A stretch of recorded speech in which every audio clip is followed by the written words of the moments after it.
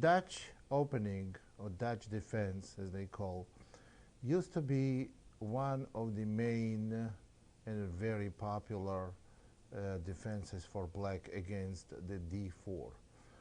It's not as popular now, but still takes significant place in modern chess theory. Now, that's not the opening that I would recommend anyone to play for black.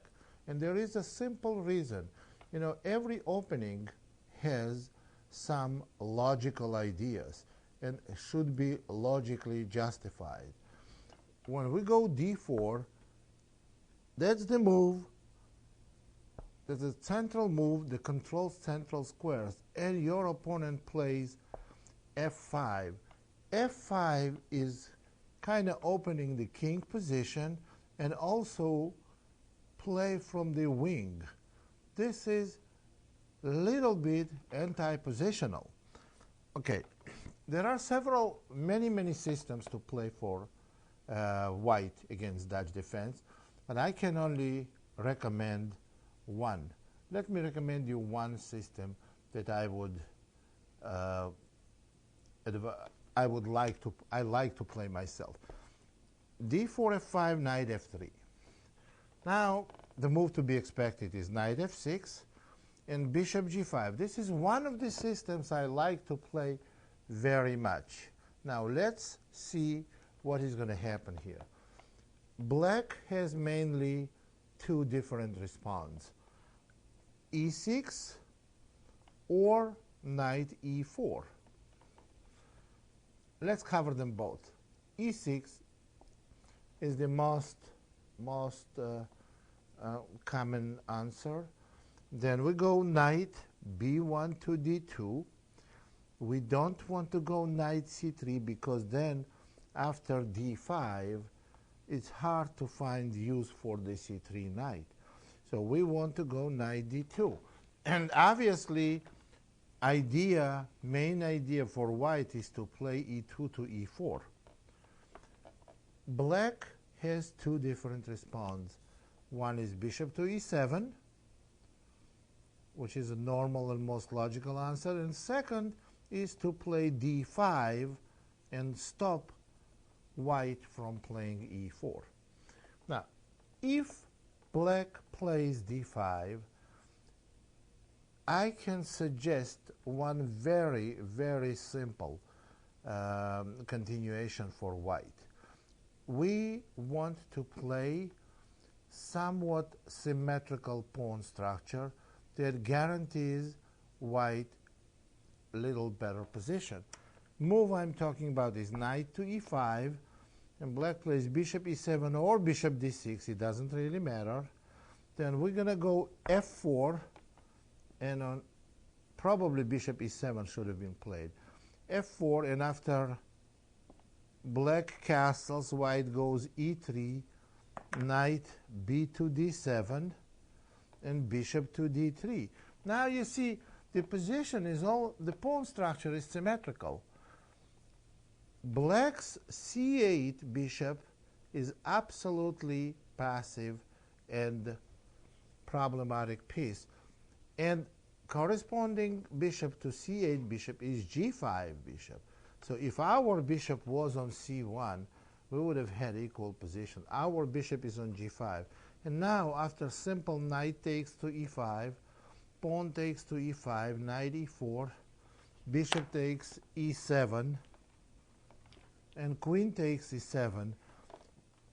Now white simply castles, and they have a small, maybe not even so small advantage, but black has zero, absolute zero counterplay.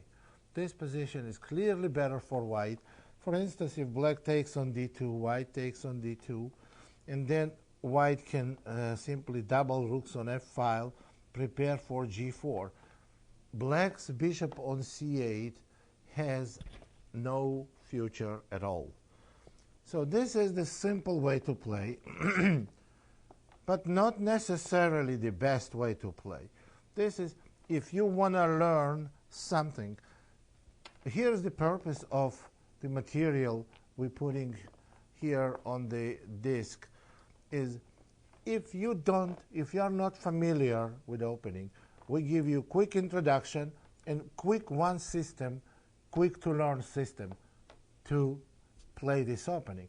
But if you want to go into big details and develop it, most ambitious continuation, that's something you should do on your own using various publications and the latest games. Again, d4, f5, knight f3, knight f6, bishop g5, and e6 move we're covering, knight d2, and we just mentioned what we want to do after d5. But if black plays bishop e7, what I would recommend you to play, bishop takes f6, bishop takes f6, and pawn to e4. Now this is very ambitious way to play for white. What can black do here? Black can simply play d6, take on e4, f takes e, or simply ignore it and just castle. Let's look at all three continuations quickly. F takes e, knight takes e4, and when black castles, white goes simply bishop d3. White's plan in this position to go queen e2 and castle long, followed by quick attack with h4 and g4. This is very unpleasant position for black. So I wouldn't recommend black to take on e4, but then another move is d6 or even d5. After d6, we just simply play bishop d3 and queen e2. Nothing changes. Plan remains the same. Bishop d3, queen e2, followed by castling to the long side, and same thing, attack on the king side in the center. d5 move should be met by e5, and after bishop e7, bishop d3, c5, d takes c. And if bishop takes c5, queen e2, again, nothing new, the same exact plan, castle short, and white is playing for rook g1 and g4. I remember myself showing this type of this plan to Anatoly Karpov, and he played, interestingly enough, he played against Veselin Topalov, one of the top GMs.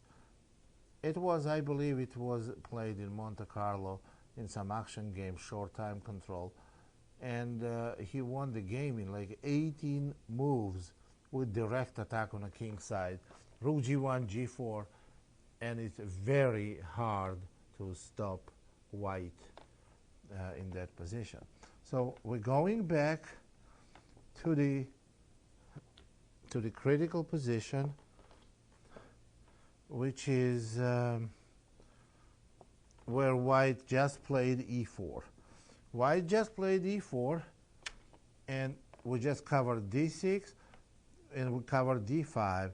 And if black castles, we just go bishop d3 like nothing happened. Now f5 pawn is hanging, and black has to make some decision. If they take on e4, actually they could have taken move earlier, but that wouldn't make any difference. Knight takes e4, and now if they go knight c6, we go simply c3, and black has big problem. Here's the problem. If they go d5, we can take on f6, queen takes f6. Now, I don't know, I think we may even go bishop b5 now. Idea, I see it's obvious, to take the knight on c6 and then mount the white knight to e5 eventually. Not right away, because you're going to get mated by queen takes f2.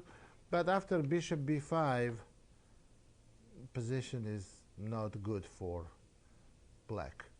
e5 weakness is very significant. So that will briefly cover the continuation of e6 in Dutch on a third move, after third move bishop g5.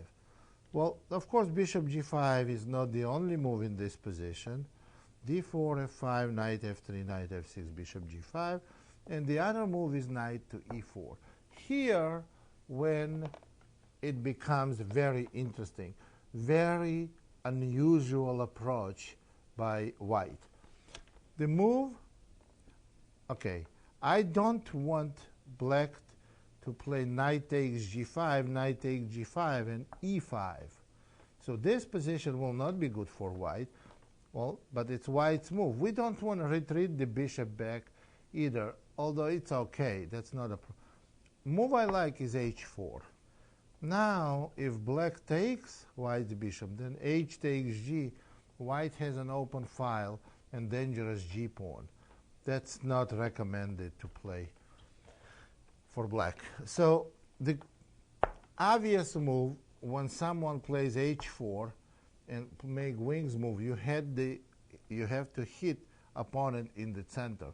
That's the basic principles, one of the basic principles of the game. After c5, we go e3 and queen b6. Now, this was covered already. I covered this opening and this position in one of my tapes. This is advantage. This is a very dangerous position for black. Advantage white. Knight c3 or knight d2. Queen takes b2. Knight takes e4. Pawn takes e4, and simply knight d2. Now white wants to simply take knight takes e4. And after c takes d, white plays bishop to c4. Now d takes e, and f takes e.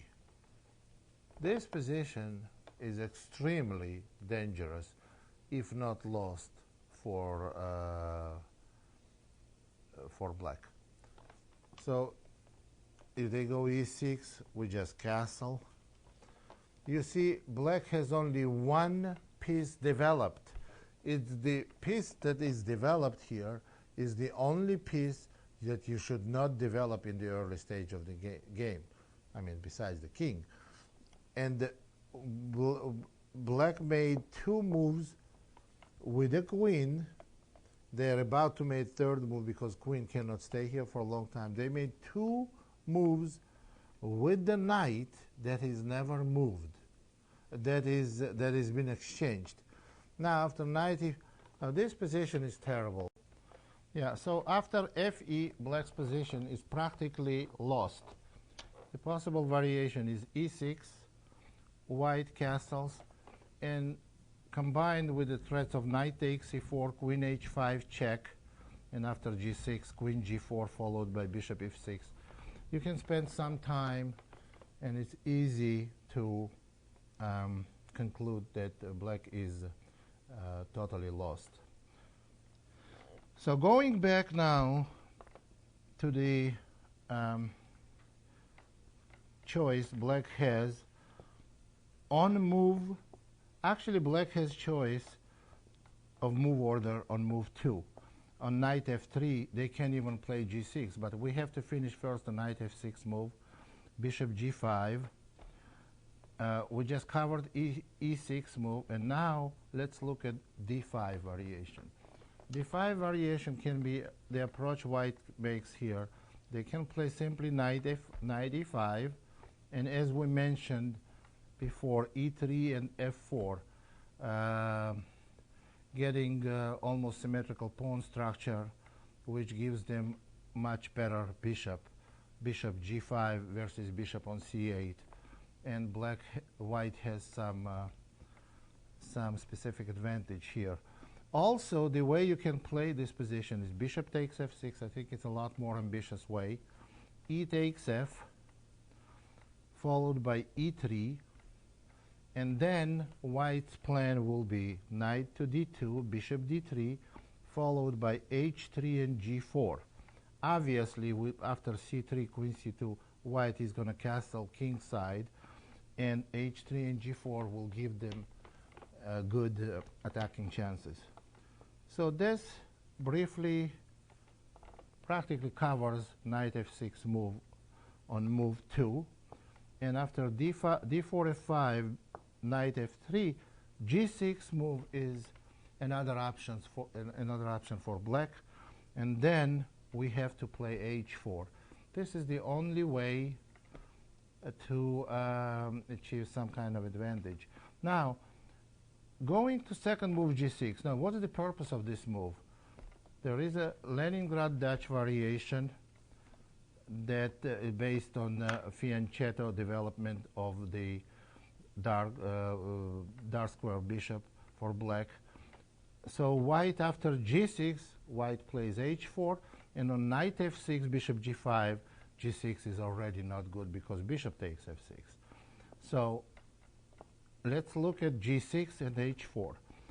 Obviously, bishop g7 is not a good way to play for black because white plays h5, and after knight f6, either h6, sending the bishop back to f8, or h takes g, rook takes h8, bishop takes h8, and g5 square is a big problem for black, and they have bad game.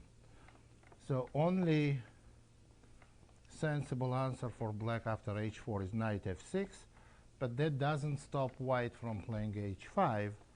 Knight takes h5, rook takes h5, and after fe, e4, that already happened several times, and black's position is extremely dangerous. Example, after fe, knight e5, I think black is totally lost, and it's easy to see. Otherwise, white is threatening knight e5 or knight g5 anyway, and black has way too many problems. So that's the way you can play against Dutch defense. Now, let's let's get a quick overlook. So d4, f5, we go knight f3. There are two moves, g6 and knight f6. We just covered g6, and we went after bishop, knight f6, bishop g5. We went through all those possibilities black may have. So white has a very clear plan and easy to play positions. White, I think, in all variations have more or less playable game, definitely, but more or less an advantage. So that's will cover Dutch defense, and well, that's the easy way to play against Dutch.